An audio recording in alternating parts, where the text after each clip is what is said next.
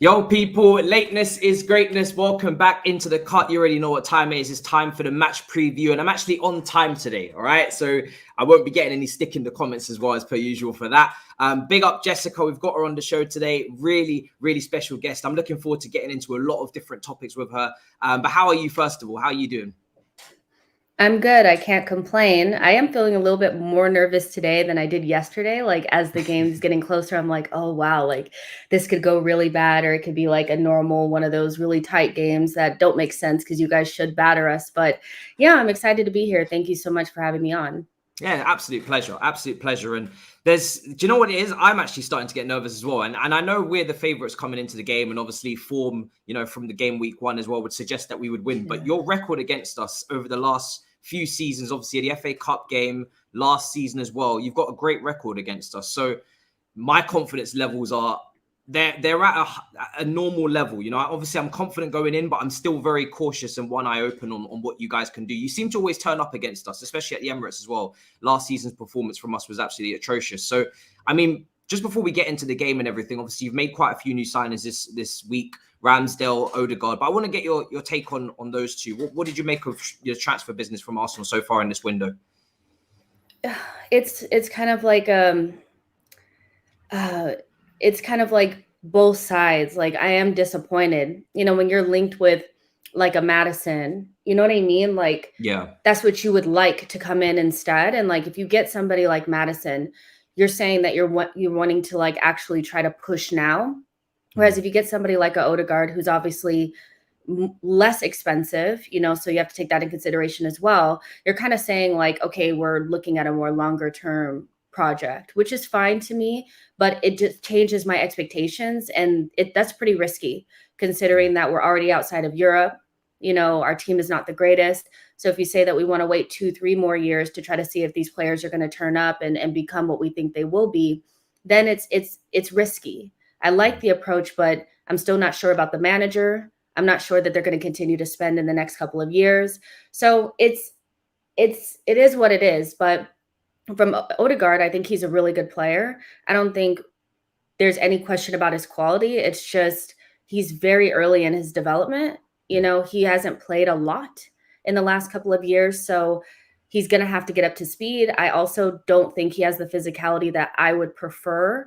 I just feel he's a little lightweight, but I like the player. It is what it is. With Ramsdale, it's a weird one because I know people will say, well, he got relegated 3 times. Well, so did Harry Maguire did as well. I think he got relegated like 4 times. So it's not he got relegated, it's his team got relegated.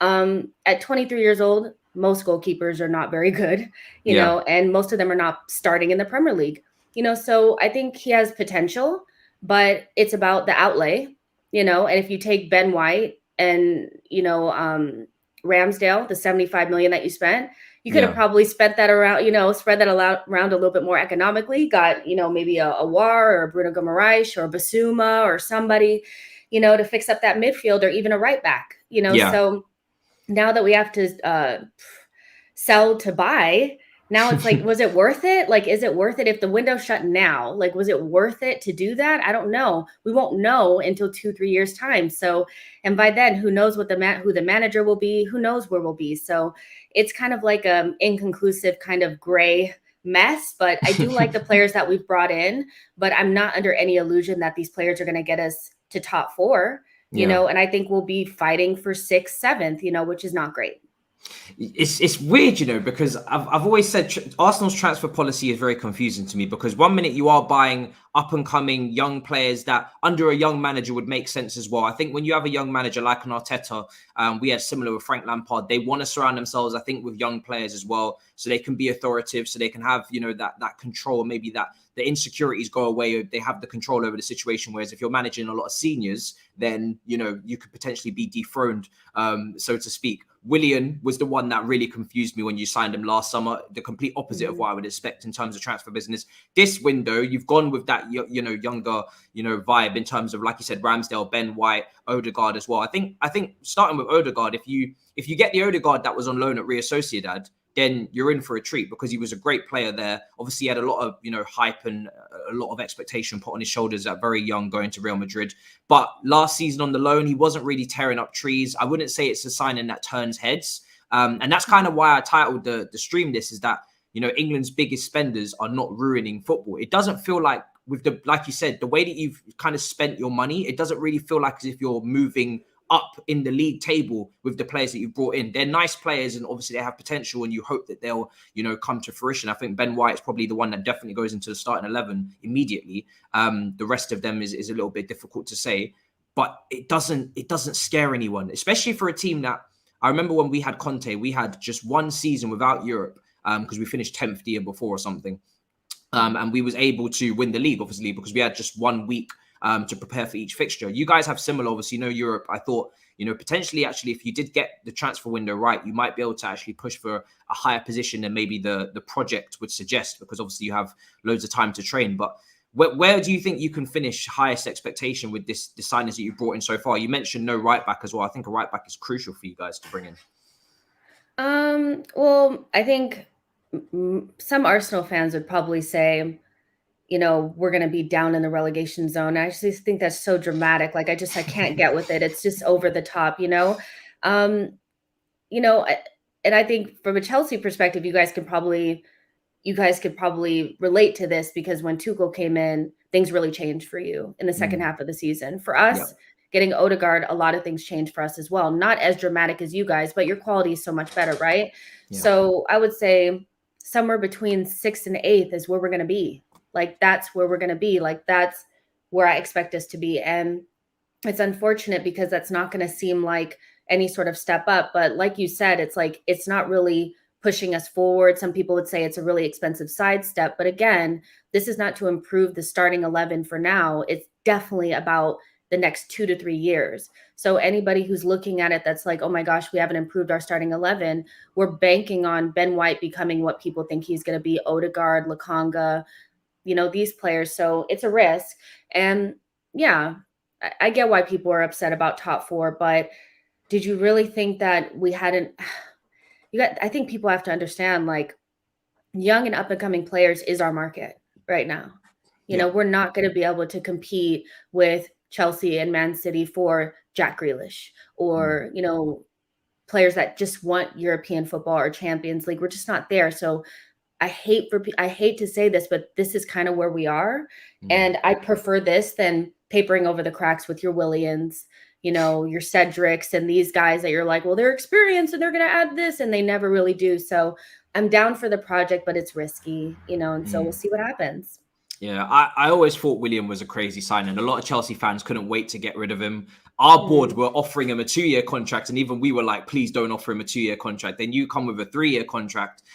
We know he had ties, obviously, to David Luiz, and I think there's an agent, Kia, who seems to be running amok through your club at the moment. I saw like very, very lightly links with Coutinho and an Aubameyang swap deal. I don't think that's as concrete as it was made out to be. But again, it just goes to show trying to band up these players together and put them in one place. I even remember Oscar at some point being linked from the Chinese Super League as well. It just, that's not how you want to build a team, is to obviously appease an agent. You want to build it based on some sort of philosophy and ideology. The comment says, this comment here from Tyrese says, Arsenal should forget about top 4. They should focus on overhauling the squad with young players, let them grow together and go from there. It's clear throwing money at stuff won't work. And that's a really good comment, because you guys have spent the most money. I think you've actually spent more money net spend than us in the last few years as well. Obviously, we had the transfer ban and we've balanced our books even this season by spending nothing, basically, with all the sales as well. Jamal says, big up Matisse and Jess. Matisse bringing on a brilliant guest. I rate Jess highly, so knowledgeable. Lovely to listen to talk Arsenal and football all day. I'm a Chelsea fan. Get a lot of love in the comments for sure. But moving on, obviously, from the money spent as well. What can we expect as a Chelsea fan? Obviously, I've seen the Brentford game. I'm assuming that's a flash in the pan, because I obviously it would have, I wouldn't have expected you guys to lose away from home to Brentford on the first game of the season. I did predict it, but that's mainly because obviously fans back in the ground, etc. But really, I did think, quality wise, you guys would be able to match them. What can we expect from Arsenal in this game? What kind of expectations do you have tactically from this team? Do you think they'll sit back and try and counter with Lukaku coming in? Yeah, I think, well, with the whole Brentford thing, it was really weird because although I knew that we would be shook up from being with fans in the stands. I knew it. I knew it'd be shook. In its first game of the season, Brentford, first time in the Premier League, feeling good about themselves. And then they look at our lineup and realize that there's no Lacazette, there's no Aubameyang, there's no Thomas Partey, there's no Gabriel. If I was Brentford, I'd be licking my lips too. Like, okay, we can probably get at them. But there was no structure. And even under Arteta, people may not like the way that we play, but we've always been in some sort of structure, defensively sound, 11 guys behind the ball. That's always what we've been, and we weren't that. So I knew something was off. Then to find out that, 4 of our players had tested positive for COVID that day, and they had thrown Martinelli and Balogun, Martinelli, who just came back from Tokyo, Balogun, who hasn't really played for us, into that starting lineup. I'm not surprised that we were shook. Then you have Lukaku and Ben White making their Premier League debuts as well. And then the senior players that they had around them are not good, like Marie, Chambers, and then Bern Leno is, I don't know, he just never really came back after the whole Emi Martinez thing. He just never really came back to us. He really didn't. So it's, I wouldn't expect that. I wouldn't expect that. I would expect Arteta to try to match you guys up in a 3-4-3. I know Crystal Palace gave you guys tons of space on the wings, and that was dumb. I don't know what Patrick Vieira was doing, but you guys like to do the wide overloads, obviously, with your wing backs. We'll match you guys up there. I would expect us to have like Tavares in a wing back role, maybe Ainsley Maitland-Niles on the other side, just trying to clog up those spaces that you guys have to come central. And I do expect us to sit deep. Quite similarly to the last time that we played you guys. And I would expect you guys to create chances. But one thing that I have noticed about you guys in particular is you create a lot of chances, but not really good ones. So when you do score, a lot of times the goal, it's almost like, I feel like if we can get you guys in positions where you're not creating those good chances, we have a good chance. Yeah. That being said, there's going to be a Lukaku bounce. So there's a huge. I'm trying to contain myself because I'm holding it off. But a huge Lukaku bounce, huge. You guys will have all the possession. We'll be sitting back in our box and hope that we can hit you guys on the counter. We're not good on the counter, I don't think, because we naturally want to be more possession based. But I do see us trying to do that. We're not going to have our strikers. Aubameyang can play, but I don't think he'll be physically up for it. So I expect us to be blunt up top.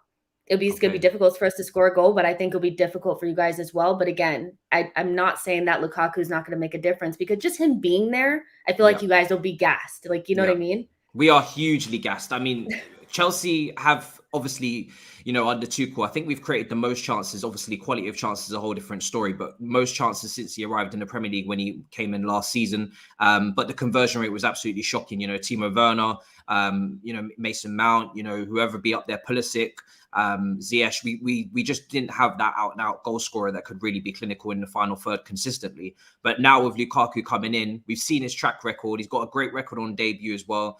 Whether it's internationally, club-wise, at any level, he seems to get the goals. And he knows this league as well. He's been speaking about it in the press conferences. He's been saying very, very confident the whole week, bumping his chest and whatnot. So he seems like as if he's got a point to prove. Obviously, the Man United fans have been slandering him for years as well, on top of that. So he's definitely got something to prove. I think the point you're making on the wide spaces is very, very, very interesting and very spot on, because Palace did give us a lot of space out wide, and that is where Chelsea do try and have the overloads. We didn't have really, for Palace, that was kind of a surprise result for me in terms of how emphatic we were with the scoreline, because I expected quite a close, nitty-gritty game. We had played Villarreal in midweek with 120 minutes under our belt. So I expected a 2-1, a 1-0. We didn't really have too many goal scorers on the pitch, but we did have Marcus Alonso. And he is someone that will get forward, look to get into the penalty box, really try and make those runs in behind. He's had 2 really good games now against Palace and Villarreal as well. So I think your right back or right wing back situation is obviously probably the weakest part of your team. And it's something that has been consistently weak for Arsenal for years now. And I remember Hudson-Odoi playing against you guys in a friendly, and Bellerin absolutely ripped him up in Sarri's season. I thought to myself, every time we play Arsenal, we never seem to take advantage of down that side. So you would prefer Maitland-Niles to play on that side, not a Bellerin or a Chambers. Chambers didn't seem to be great against Brentford at all. Yeah, I mean, the only apprehension I have is Ainsley's head here. We know that we've been kind of trying to sell him, and it hasn't come to fruition. There's a reason why he's still there, and I think we're probably holding on because we're probably not going to get a right back. I'm afraid we won't. But in a wing back role, Ainsley Maitland-Niles is perfect. He's a shutdown kind of defender, not as good as Aaron Wan-Bissaka, but quite similar. And if he doesn't have to play centrally, he's more concentrated. Give you a lot going forward, but you don't really need that. You just need somebody who can get the ball, carry it, and get forward and get out.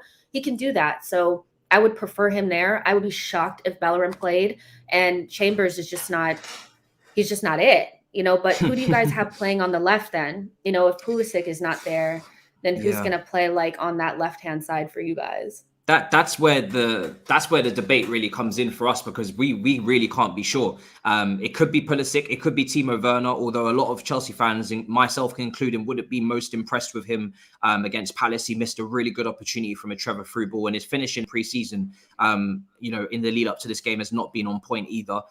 He did cop a bit of flack as well publicly in the opening training session as well, which was unacceptable. But it's just showing, again, the frustration that's coming from the Chelsea fan base in terms of Timo Werner. If he could just add that finishing touch, he's such a danger. We create more chances when he's on the pitch. He makes darting runs. He stretches defenses. He does everything right up until when it's time to finish. And that's where he could potentially not be in the side. Like you said, Pulisic is out as well. He has the virus. Hudson-Odoi is a player that a lot of Chelsea fans want to see on that left-hand side. Mentioned him earlier with that matchup with Bellerin as well. And we don't even know really who the left wing back will be, because I did mention, obviously, Alonso's had a good couple of games, but Chilwell was our starting left wing back last season. And obviously, he's the one we paid the big money for, so you'd expect him to come in at some point as well. So it's very difficult to actually predict who's going to be down that left-hand side. I just hope whoever's down there, they really do target your right wing back or right back. In terms of, really go 1v1, try and put pressure on them and try and force them into a mistake. An early yellow card is what I'm looking for, really, down that side, to be honest. I want to talk about as well your centre-backs, because obviously Gabriel's not apparent, he's not a feature at the moment. Is he out injured, is he? Oh, yeah, he is injured, but he'll probably be back by the Man City game. Latest Norwich, but not for this game.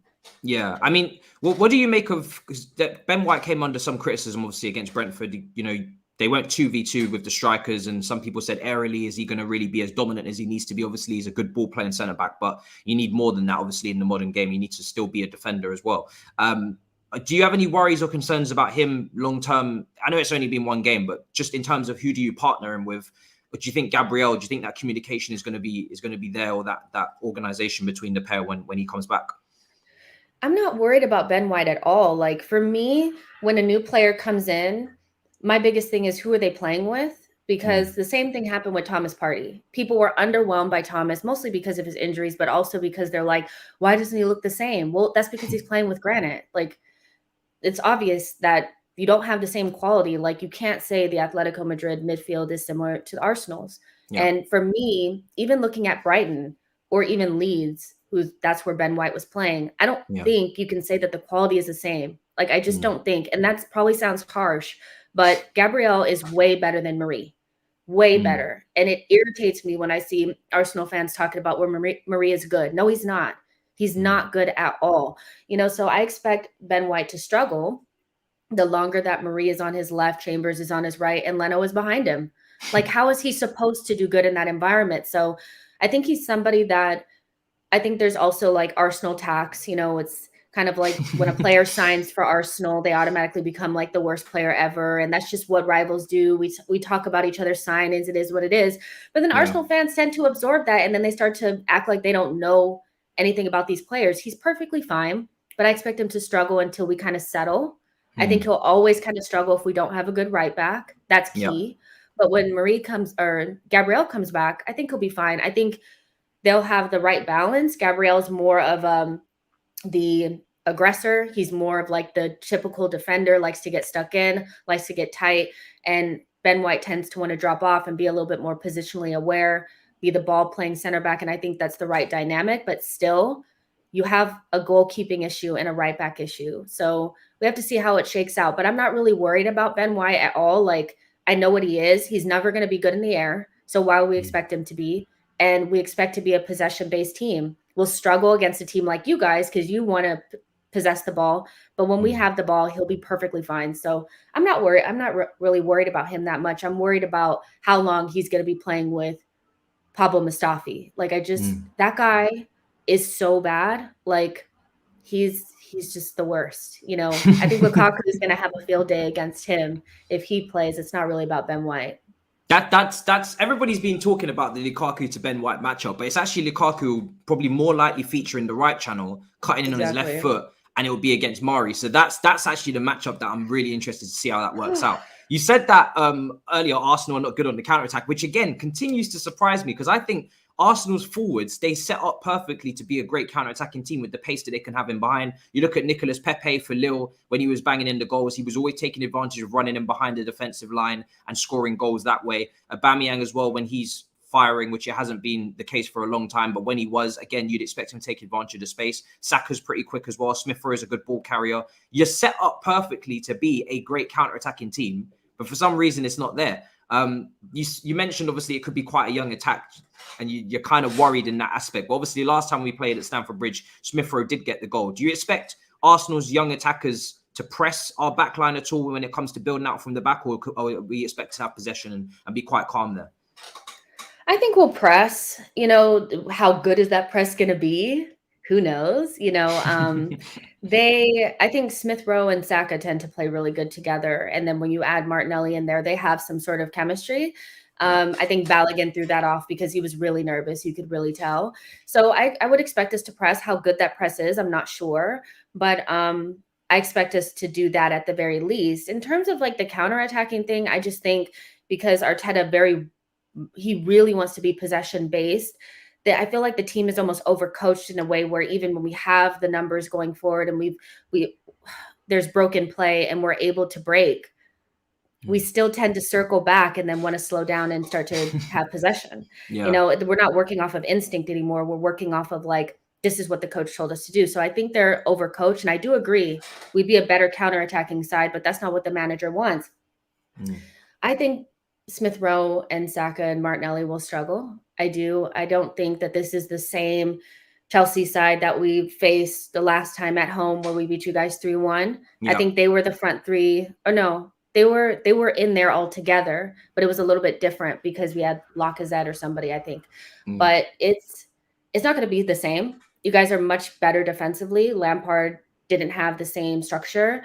We're going to struggle to score, but I do think that they'll try really hard. They'll cause issues, but they're not clinical yet.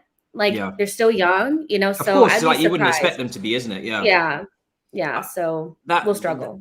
I just got PTSD really thinking back to that 3-1 because that was honestly, I reiterate, that was the worst performance I think we've ever put in under Frank Lampard last season. We were shocked. It was shocking. I was like, wow, because I just knew we were going to lose. And I was like, wow, we're actually winning and it's great. We set you up for a good run there, didn't we? Actually?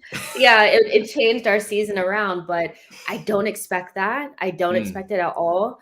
But even when we played you guys at Stamford Bridge and it was Saka and Martinelli running up that left-hand side, there is something with those young players where they tend to be quite fearless against the bigger teams. So I do think we'll have some threat, but not a lot, so we'll see what happens.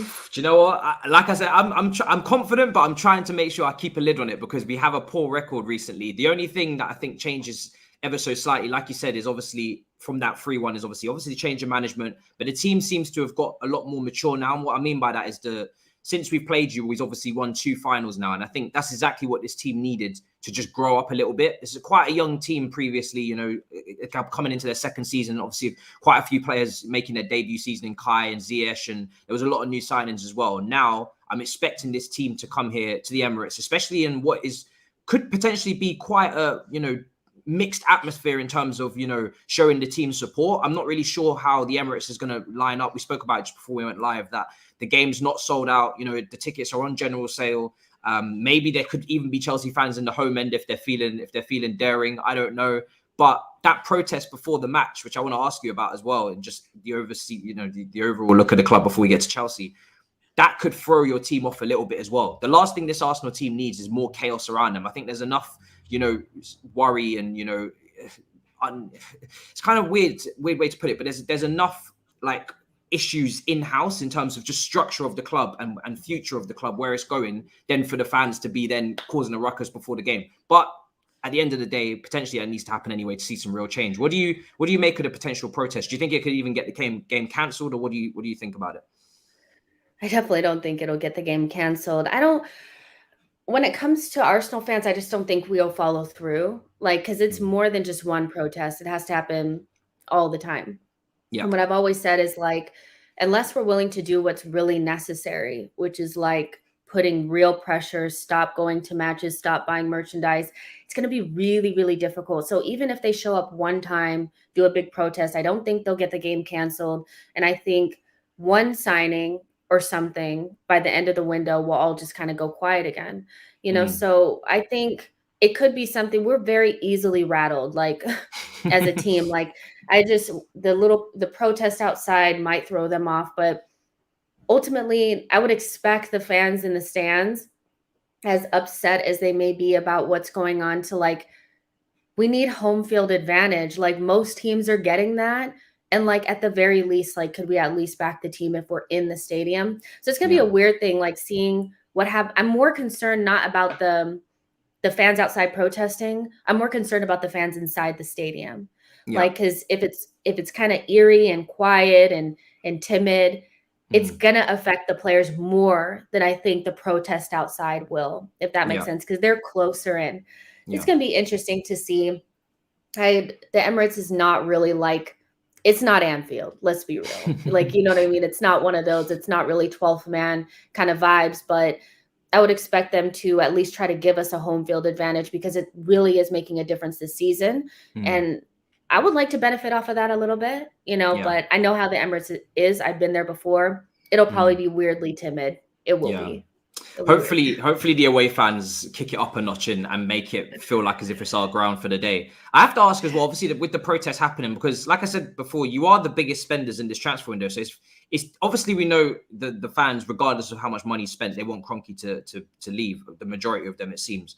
But what do you think the biggest issue is at Arsenal currently? Is it the manager? Is it the owner? Is it Edu? Like, where do you see the issue in terms of actually going on to actually strive for success? Or do you think, no, we are going to build to do something to come back into the frame here in the top six? It's the ownership. I mean, it just is, like, because it all trickles down from the top. Like, and you will get small wins here and there, even if you have bad ownership. But for us, our ownership is not only bad, but they don't like to, I won't say that they don't like to spend, but they're not good owners. They're absentee. They don't know how to hire either. And they don't know anything about the game. I mean, it just is like this big mess, like, that we really are in. And so, yes, Arteta is an issue. Edu is a huge issue. I can't stand him. So we have issues there, but they're the easiest to replace. So when we're upset, we're usually looking at the manager, Edu, or whatever. It really is the owners. But what I will say is that it's going to be really difficult to get the Kroenkes to sell. I don't think they're even interested in it, because they know that from a business standpoint, Arsenal is still growing. Football-wise, we may be getting worse, but brand-wise, we're just getting bigger. You know, the international fan base, or I don't know what they called them, but there was like legacy fans and like other types of fans. They called them different types of fans. And really who they're trying to market towards are international fans. They don't really care about the fans in England. They don't. So when you think about it that way, the low-hanging fruit is Arteta and Edu. So they are big issues, but are the Kroenkes smart enough to figure out what the structure, are they smart enough and keyed in enough to figure out what we actually need? Are they smart enough to know when to fire Arteta? I don't know. They're the ones who hired these people, so it's definitely the Kroenkes, but the low-hanging fruit is probably Arteta. And if you switched him out, I do think you would get some better results, but who are we going to get after that? Do you think that they're going to hire the right person? Like, do you actually believe it? This is the thing, is like, you spoke about it before with the signings. Who can you actually attract, and what market are you actually in? I've seen Arsenal fans talking about bringing in Conte. I don't think you're in a Conte market. I don't even think Conte even suits what you're trying to do, because Conte will be coming in instantly to try and turn that team into winners, but that squad is not ready to become winners. You'd have to sign probably, upwards of, 9-10 players for him to be satisfied. He's a very demanding, emotional coach as well. You saw it into Milan. He was making so many signings and he still wanted more. He brought in Ashley Young. He brought in Kolarov. So many aging players that really for the long term can put a club in serious financial difficulties, as we've seen with Inter Milan. Potentially that's been part of the reason as to why they've had to sell Hakimi and Lukaku, etc. And they're now, yes, they've got the league title, but now long term they could have an issue. I just don't see Conte matching up with Arsenal at all. So who are you actually bringing in to replace Arteta? I personally believe Arteta's out of his depth. I think when it comes to Arsenal, the size of the job and the difficulty of the task that he has is not the task that should be given to someone in their first real managerial job after working with Pep and doing very well with Pep and building up a good reputation. You need someone with experience that understands, how to almost get by with no money spent. Kind of similar to the job that Pochettino did at Tottenham, where he didn't spend for like a few transfer windows and still actually managed to maintain a level where they were in Champions League football and even got them to a Champions League final. You need someone that can work with nothing. Even though you're spending money, you're not spending it, in a way that is, you're not really flaunting it. You know what I mean? You're kind of just spending it in a very calm fashion. It's very weird that you can spend the most money, but it's not really like tearing down any trees, as I said earlier. So I think that somebody else could get, I think people are starting to think that these players are so bad and they're actually not. Besides, your Bellerin, Bellerin, Chambers is not that great. But like when you look at other teams in the league, you don't look at them the same way that you look at Arsenal players. I just feel like somebody could get more out of this group. 100%. I still think that some of them need to go. Obviously, they're not going to get you top 4. But I think that there's somebody that could walk in, take these young players. And a lot of my issue with Arteta is not the ideas that he's trying to implement in terms of playing style. It's the lack of energy and intensity that we put forth in the game. Since Arteta's been here, I just feel like we're very timid. We don't like to compete. We don't press together. It's like it's very slow. It's dead, and I just feel like almost if we would abandon some of that wanting to play this prim and proper type of football, and we decided we wanted to compete and go more like even like the way West Ham plays, like their players are not that much better than ours, but they have a system that works for the players that they have. And he's able to galvanize them enough so that they play for him. There's something missing. And I just feel like if you get a Ten Hag or you get somebody like even like a Marco Rosa, somebody like that, mid-range managers, not top class, come in, I think you make a difference. Arteta, we're banking on him becoming this generational manager. And that may be like in 5-10 years, like we don't even know, so somebody else gets more out of this team. I think they're almost being hampered a little bit by Arteta tax. These players are Aubameyang is not as bad as people are making him out to seem. He's playing in a system that doesn't suit him.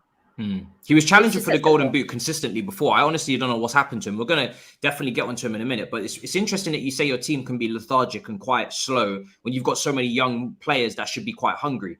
Obviously the departures of Saliba and Guendouzi as well, the two players that, a lot of Arsenal fans maybe thought would have been a part of that future as well, fitting that profile of young, promising potential. But when you've got so many, you could probably put together an 11 of Arsenal players that are of good level. And then you can look at the depth and say that's just not going to be anywhere near good enough to challenge for anything. But in terms of the 11, you should be able to be comfortably in Europa League places with a proper manager in charge, in my opinion.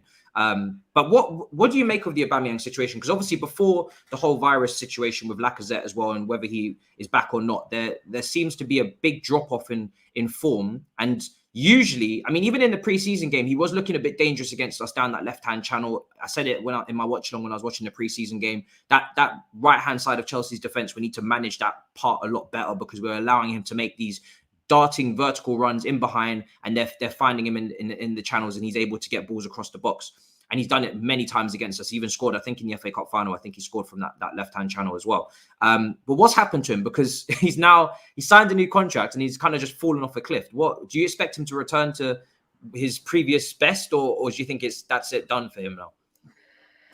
I don't know. It's one of these things where I feel like people are making it bigger than what it really is. Like I personally just feel like I saw an immediate change from Aubameyang when he signed the contract. And I think had the pandemic not happened, he would have left. the entire season prior to that, we were being told that he was looking for a move. And then the pandemic happened, and then nobody wanted to come in for him. Ends up signing a new deal, quite similarly to like what happened with Granite. And he signed this big deal. But I feel like when you sign a big deal like that, the club makes you promises. If you sign him up to a contract like that, you're saying you're the guy. You're who we're going to back. I know he had probably been promised certain players would come in. And I'm sorry, Willian, Thomas Partey, and Gabriel is not enough. It's not good enough for Aubameyang, a player of his quality and stature, one of the best strikers in Europe, is going to expect more than that. And especially in the position that he plays, he'd probably prefer a creative midfielder to come in. So would that not deflate you? After you sat in front of all the Arsenal fans and say you want to be a legend, the club doesn't back you in the same way. Not only that, we start playing in a way that doesn't suit him at all. So it's kind of like being in a relationship. I feel like he's probably feel let down. And it may just be difficult for him to get back into it. I would not blame him if he was upset by the transfer window and the fact that we're not playing in a way that suits him. That doesn't say commitment to Aubameyang to me. I do think there's probably issues. I've always felt like Aubameyang is kind of like one of those guys, 2 or 3 seasons and he needs to go do something else. I feel like he just kind of needs a zhuzh. He needs to do something else. But he's still here, and it is what it is. And he had malaria. He's had COVID and malaria in 6 months. That's pretty devastating. He had issues with his mom. So I give him that. And there was a short period of time where he had gotten back into form and then he was dropped because he was late for the North London derby. So I feel like it's just a broken kind of relationship. If it was up to me, I would prefer him to go, not because I don't like him, but I feel like we need something different, a different energy. It's just time to kind of cut the cord. But who's going to take him on these wages? So I feel like it's just something that we could have probably seen happening. I was one of the small minority of Arsenal fans that were saying we probably shouldn't re-sign him. But we did. And now look. How do you do that after what happened with Ozil? I don't know. But I don't think he's a bad player. I feel like if we played counter-attacking football and we had a creative midfielder that could get him the ball, he'd be good. But the way that we're playing, shunting him out to the left, expecting him to play basically left back. I mean, at this point in his career, he should just be standing up top and not defending. He's 32. We're not even saving his legs, so it's crazy, but I love Aubameyang. I think it's time to go, but nobody's going to take him. So we're kind of stuck, aren't we? Yeah, I think there was meant to be this massive clear out of Arsenal players that were maybe meant to change the shape and, the evolution of this squad was meant to really shift this window. And although you brought in some players, the fact that I think I agree with you. I think Aubameyang, Lacazette, Bellerin, Xhaka, I think all of these guys, whether you rate them or you don't rate them, I think moving them all on and just giving it that fresh look, that fresh feel, because you've already, like we spoke about, fans and the ownership and even, the director of football, whoever, it all feels there's a stench in the air and it's not nice. Do you know what I mean? It does feel very, it just feels very, it feels like it's going to stagnate and there's no progress really being made. There's no buzz. But if you can bring in some younger players that will all have that fresh start, fresh vibe about them with that ambition to kick on in their careers and prove something and bring this club to a level where you'd expect them to be, that potentially could be, the domino effect for you to actually have some good performances in the league. But I think there's a lot of players that have been around for too long and they've almost become very comfortable with what's happening at Arsenal. I think it was kind of naive, in my opinion, for Aubameyang to even think that there was change coming, because these owners have not shown that change is anywhere near on the horizon for the last few years since they've been running the football club. You can look back and see the history of Arsenal of players running their contracts down, leaving, star names leaving, having success elsewhere, whether that's moved to Man City, moves to Man United. For him to think that things were going to change all of a sudden, I think is kind of crazy. So what's even worse though is that the players that you've named, Bellerin, Xhaka, Leno, Aubameyang, Lacazette, these are all players that I feel like, maybe not Aubameyang so much, but I feel like if a bid had come in for Aubameyang, we would have taken it. These are all players that we were looking to really move on this summer. Some of them were, let's just call it what it is. Xhaka was twerking for Jose Mourinho. He was. Yeah. And Bellerin is very vocal about wanting to leave and take a pay cut. Leno also wanted to go. These are players that we want to get rid of. They want to leave, but because we're unable to get rid of them, we still have to rely on them because we can't replace. Yeah. And that's the scary part, is that they will still be playing. So how do you get players that are overpaid, don't want to be here, know they're not wanted, to be committed to a project? You know, Exactly. In a season where you have to get into Europe. So it's going to be another one of those seasons where I figure a lot of young players will play. There'll still be a lot of unrest, and it's just unfortunate, but that's just kind of where we are. And what can you do? But I mean, that's just where we are. We're going to be relying on players that are uncommitted to the project. That's scary. Yeah, I mean, that's what can really halt the project. Really, is the fact that there's a confliction and there's a contradiction between players that actually want to be on board and players that don't. And Xhaka, I think, was Xhaka given the armband against Brentford? That was a baffling decision, in my opinion. When was Tierney playing? That Tierney was there. You know, I don't understand to this day how this armband. I know some people will say the armband doesn't mean a lot, but I think at Arsenal, I think it would mean a lot, because there's not that many leaders there. So you need to make sure that at least one of them has the armband, in my opinion, and leads the team out. It sets the tone for the rest of the match. What did you make of that? Because it was only not so long ago he was telling the fans to F off, and now he's wearing the armband. It's very, very confusing. I mean, I'm not surprised. I think Arteta has wanted Xhaka to be the captain for a long time. He just knew he couldn't get away with it. He tried to sneak one past us, and we still clocked it. Like, you know, so the armband does mean something at Arsenal. Some fans will say not, but it does. It does, because we're just so, like, without leadership. Like, we're dying for it. And as long as we allow the Aubameyangs and the Xhakas and the Bellerins to be the voice and the pillars of influence in this team, nothing is going to change. Tierney could easily be captain. I don't care if he's been here for 5 minutes. He should have got the captaincy as soon as he stepped foot on the pitch. He's one of the, if you look at Tierney, he's one of the only people in our team that's ever won something besides Thomas Partey. Yeah. Let's be real. Like, he's the only true winner in this side. Lacazette's never won anything in his life. Aubameyang, maybe a German Cup here and there. Xhaka, he plays for Switzerland and he's played for us and Borussia Mönchengladbach. He's never really won anything. So why not just give it away? Just give it to him, you know? And it's just this reluctancy to just turn the page and just rip off the Band-Aid that just needs to already be gone is crazy to me. But when you keep Xhaka, I mean, they made the decision to keep him. I would have accepted 12 million for Roma. Bye. You know, because you kind of just need this, their influence is just there. Like, it's at the point, Aubameyang doesn't even go to the captain's meetings, the ones that Jordan Henderson and Maguire put together. That's flabbergasting. He doesn't even go. Bellerin goes. And is Bellerin a leader? Just because you've been at Arsenal for your whole life doesn't mean you're a leader. So I think we're almost stalling our own process by not just saying you're not a leader, so give us the armband, give it to Tierney. Yeah. And I think it's almost unfair to Tierney, somebody who gives blood, sweat, and tears to this club already, that he can't touch it because of Xhaka. Doesn't make sense, you know? Yeah. So people are asking, someone asked there, what has Tierney won? I mean, everything in Scotland, basically. You know, Scotland, with Tierney in that Celtic team, Scotland, Celtic were one of the best teams, you know, we've seen ever in Scotland. They went on I think a 9-league run of winning the league in a row. You know, they were playing Champions League football as well.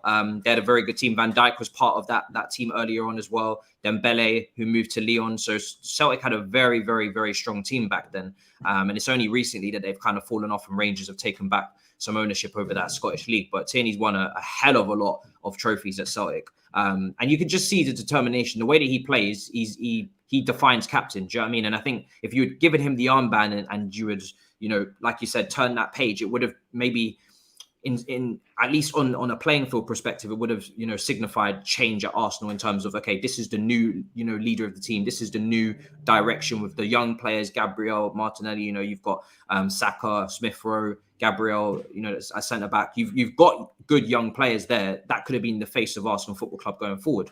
And you could have had maybe some patience. You know, maybe that would have grown some patience from the fan base, because they said, okay, young team, they're not ready yet, but we're building something. Maybe in 2-3 years' time, we can be something. But moving on to Chelsea, I mean, what do you make of? I mean, it's a complete opposite feeling, isn't it? Really, because as much as our fans try on social media to fight amongst each other, we are in a good place right now.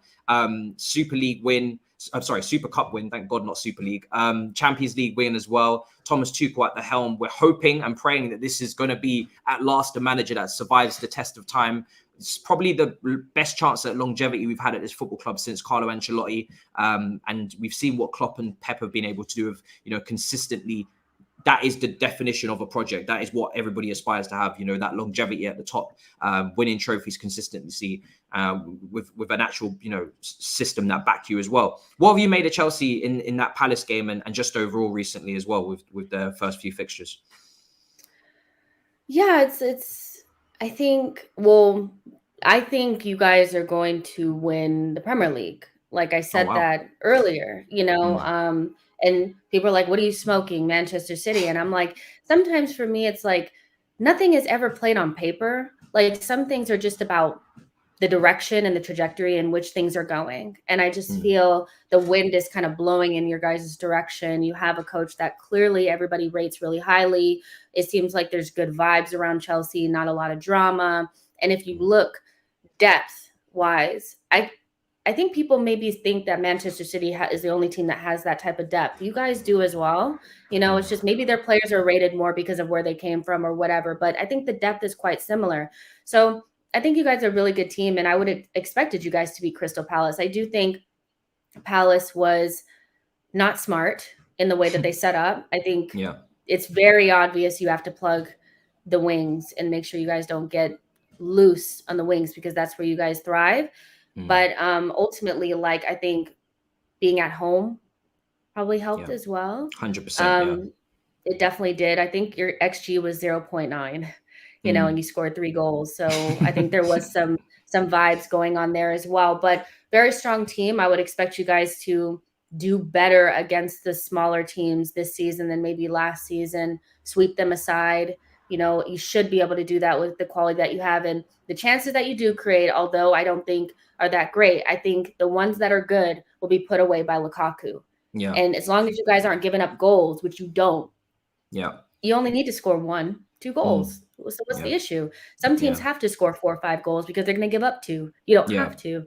So I would expect you guys to just kind of sweep aside the other teams. I think there's actually more pressure on Man City to win the Champions League than for you guys to defend it. So because it's very hard to defend the Champions League. So I think you guys can kind of focus on the Premier League. And I would expect you guys to be right there right up towards the end. I think it's going to be close. But I mean, don't you guys think that, even though I know some Chelsea fans will say, well, the midfield hasn't been addressed, don't you guys still feel like you have strong enough team to win the Premier League at least? I think so. Yeah, I think the midfield situation is interesting because Chelsea have about 3 squads. You talk about depth. This is beyond depth now. This is something completely different I've ever seen. Chelsea can put out. I could probably name 3 Chelsea 11s. The third 11 would not be very pleasing on the eye. I could probably throw in Babaraman in there, Zappacosta, Drinkwater, Bakayoko, players that are still at the club. You'd probably be shocked to hear, but I could throw together certainly 3 11s at this point. I think the midfield situation, it can definitely be solved inside what we have already with the squad because, we know Tuchel is also a coach. He's not just a manager. And I think that's the key here is that not only is he a good, great manager of the squad, and he's a great, obviously, personality we can see from the interviews and the press conferences, but he's actually a coach as well. He can improve players. So although we do definitely need that centre midfielder, in my opinion, to really cement ourselves as really up there with Man City, we can definitely do it without the extra midfielder. We have Ethan Ampadu, who didn't really have the greatest loan at Sheffield United, but he's an option that you could use there as the 4th choice. He's played in DM for Wales before. He's got a good passing range to him as well. He was actually, someone that everybody was very excited about when he broke through under Sarri in his first real proper season at Chelsea. But then a couple loans with Leipzig and Sheffield United, and now suddenly, he hasn't got that glitz and glamour around his name that maybe some others do as well. But he's only 20 years old. So I think there needs to be a lot of patience on that one. I think Loftus-Cheek, I don't really know where he fits into this team. I've said it before on this channel so many times, is that he's not really a defensive-minded player. He's best being a box-to-box midfielder. Even at Fulham, he was sometimes played in a front 3.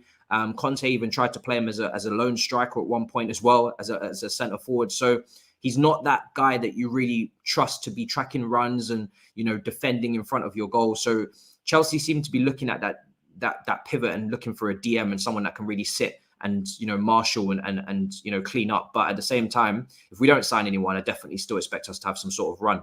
You mentioned the defense obviously being a strength. I think right now one of our biggest strengths is leaders. You look at the Euros that Christensen had. He kind of was part of that team that led with Schmeichel. They had a really difficult tournament and they still managed to get to the semi-finals after everything that happened. You look at Jorginho as well, winning the Euros with Italy. He's obviously got a lot of leadership qualities to him as well. Thiago Silva, Lukaku really just, amplifies that even more going up front. And we see the leadership that he's shown on the way to winning the Scudetto. So it's a very mature team now. It's a lot more balanced age profile wise. So I do expect them to do what you're saying, at least challenge. I think, if they fall short by a couple of points, I could understand, but they definitely need to be up there challenging. Who would you say is a player that you are watching out for in that Chelsea team in terms of the biggest threat going into this game? Oh, that's difficult. That's a difficult one. I would say, because I think he's going to be probably like the young player of the season-ish in there around-ish, is probably Havertz. I mean, it's just funny because last season it was very funny, kind of watching him struggle a little bit. I'm not going to lie, because it's annoying because he's going to be good anyway. Werner is a completely different question. He's completely different. I don't think they're on the same level. I think Havertz is definitely levels above Werner in terms of potential and stuff. And I think Werner's already 25. Havertz, to me, I think is a special player, although sometimes he may look a little bit aloof, and he almost can afford to be that because he is so good. So he's somebody that no matter if he plays off of Lukaku or maybe he plays off of one of the sides, I just feel like he's very dangerous because not only is he skillful and good, can get into the box, but I also think he has an athletic ability about him as well. He's quite hard to stop. He's 6'3", you know, and that is so different. He's very, very special. So I would say Havertz is one. Ziyech is another one. I don't know if he'll play or not, but I rate him very highly. And I do think that he's the kind of player that can put the ball right on Lukaku's head, if you give him enough time and space.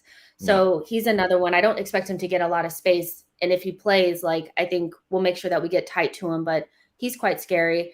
Those are the main ones I would say. Besides the obvious Lukaku, I just feel now that you guys have somebody to play with and a centerpiece to the front, there's somebody to hit now, and so that's going to make Havertz and Ziyech probably a lot happier because they're creatives. So I think it's going to be difficult to stop. Not really. I think Mount's always really good. I'm really glad your fan base is starting to understand how good the guy actually is. For a while, it was Mount's the teacher's pet, and I get why that was being said, but the guy is mustard. He's good, no problem there. So I think those are the main players that I usually watch. Pulisic is just such a sad case. Availability is a skill, and he just doesn't have it. Bless him. Getting COVID is just not a good time for him.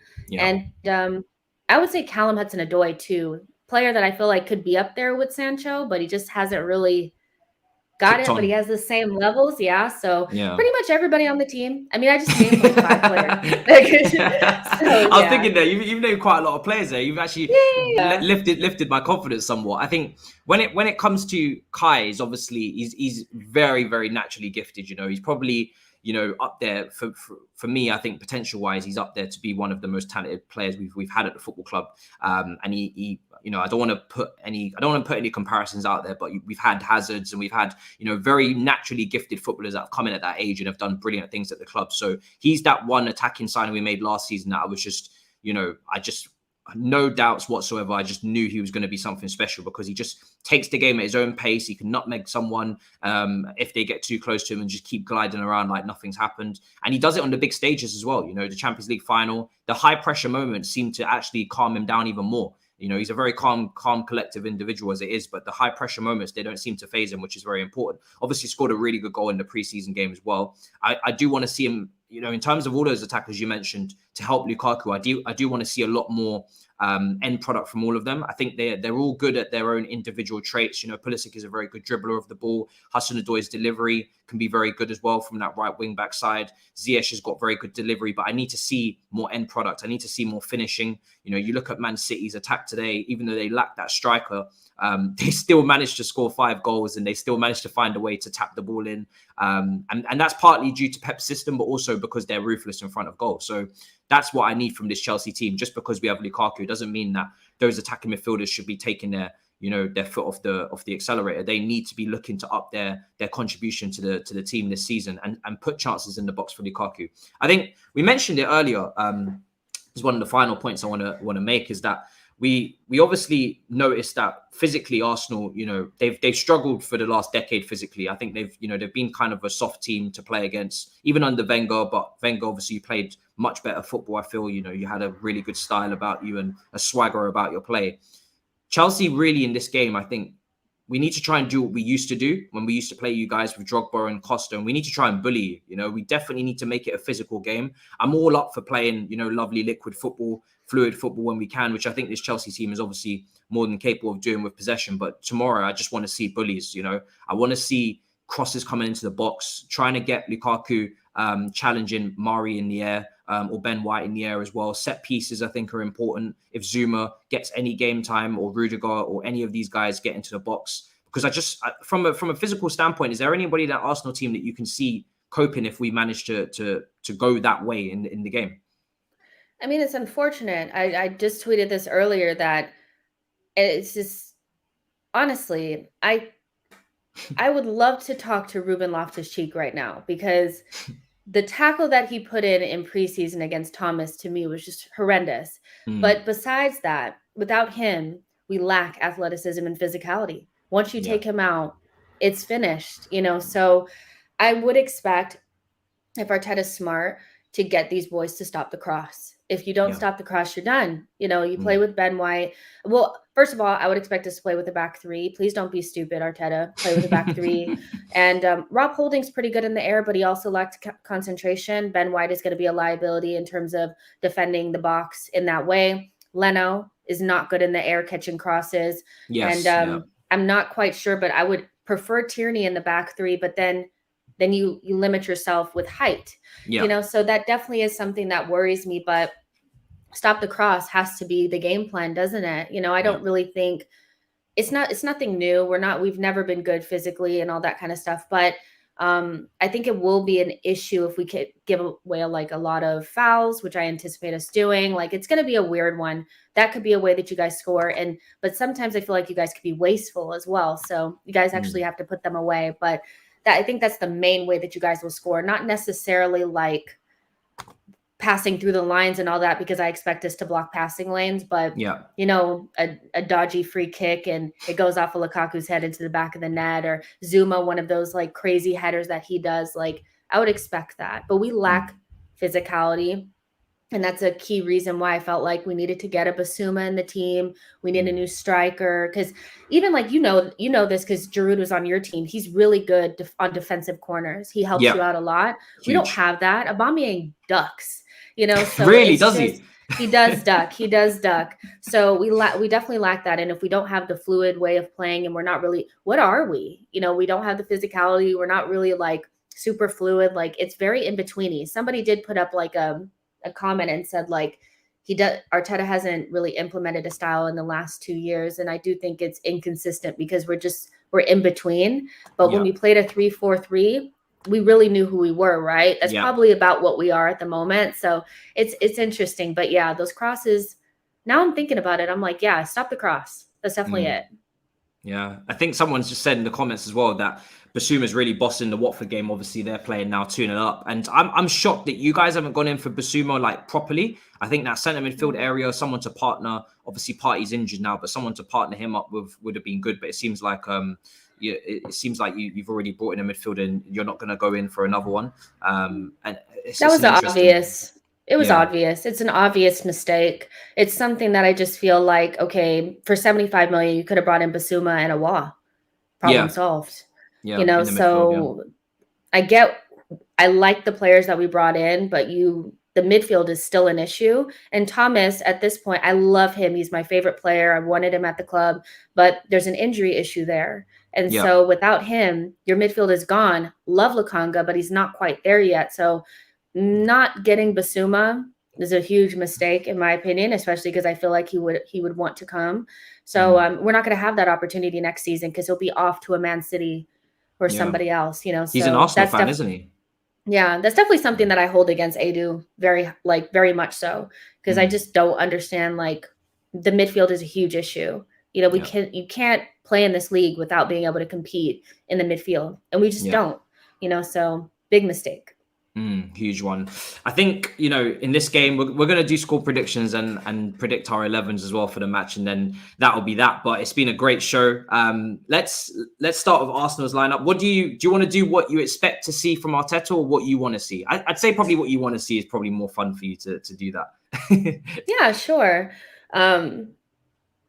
Well, what would I want to see? Well, see, the thing about wanting to see and wanting to stay realistic is very much my personality. So I would say a back, I know Leno's going to play.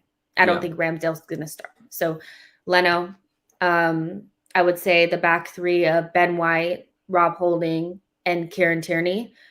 Okay. Left wing back Tavares, right wing back Ainsley Maitland-Niles, Granit Xhaka and Lukaku in the midfield too, with Bukayo Saka off of the right, Martinelli up top, and ESR off the left.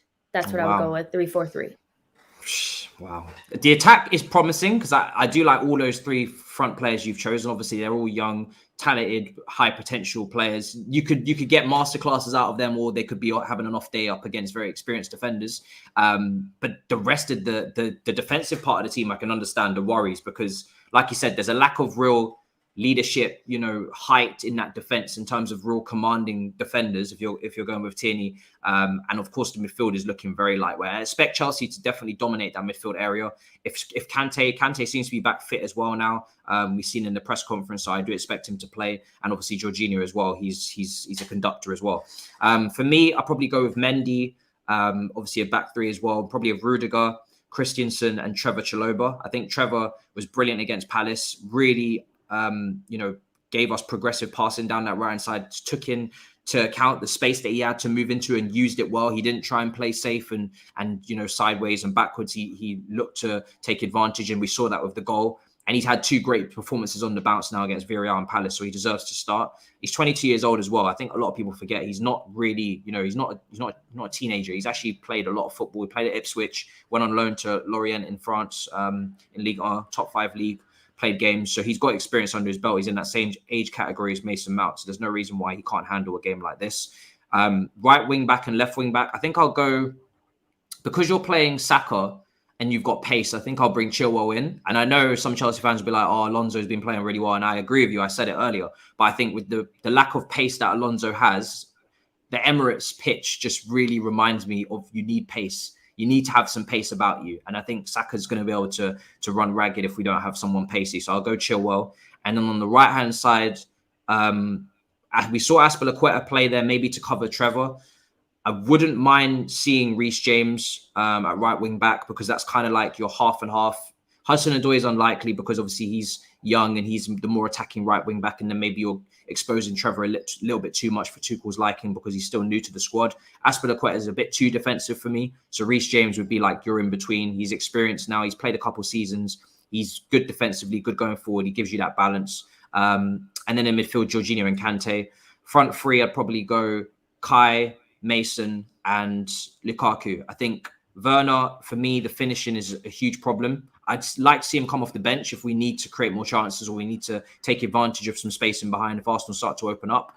But right now, I just need, first of all, I want us to dominate that midfield 2v3, and I think Mason will slot in there nicely and overload Xhaka and Lokonga. And then, of course, have us and Lukaku up top. I think that's a good link up. So what's your score prediction for the game then, for this clash?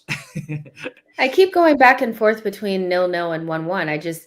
I know it's like, I still think that we have some juju over you guys, and it's just, I just feel like, I know it's against Crystal Palace, you guys had a lot of joy. I get that, but we're not silly enough to go into a game and allow you guys the wings. We're just not. Yeah. So, and I don't think you guys have really solved the issue when it comes to a low block, which is what we're going to be. So I think it's going to be close. You know how these games are. They're always really hyped and they end up being kind of cagey. So I actually am going to go with 1-1. I think we'll get some sort of weird goal that doesn't make any sense whatsoever, but we'll get it. Because I don't think Martinelli and Saka and ESR are going to be as bad as they were against Brentford. I think they were shocked by the COVID thing. And then Brentford in general. And I wouldn't be surprised if Lukaku got his first goal. Because Lukaku is going to be very, very hyped. And like, I would imagine he's going to be really hyped. So I would go with a 1-1. I think it's going to be a draw. It's always a lot closer than it looks like on paper. Yeah, I think I'll stick to what I said earlier, which was a 2-0 win. I just think this defense is, there's too many established defenders in that team now to be conceding goals to Arsenal. I think we need to go here with the mindset of keeping a clean sheet. That's obviously building from the back, the foundations of our team's success last season. And then with Lukaku up front, I'm expecting that finishing touch. I'm definitely expecting a goal on his debut. And if we can, like I said, keep it, yes, we want to play our football, but if we can be physical, which is one of the reasons why I've gone with Reece James. I know some people in the comments wanted Aspie in there.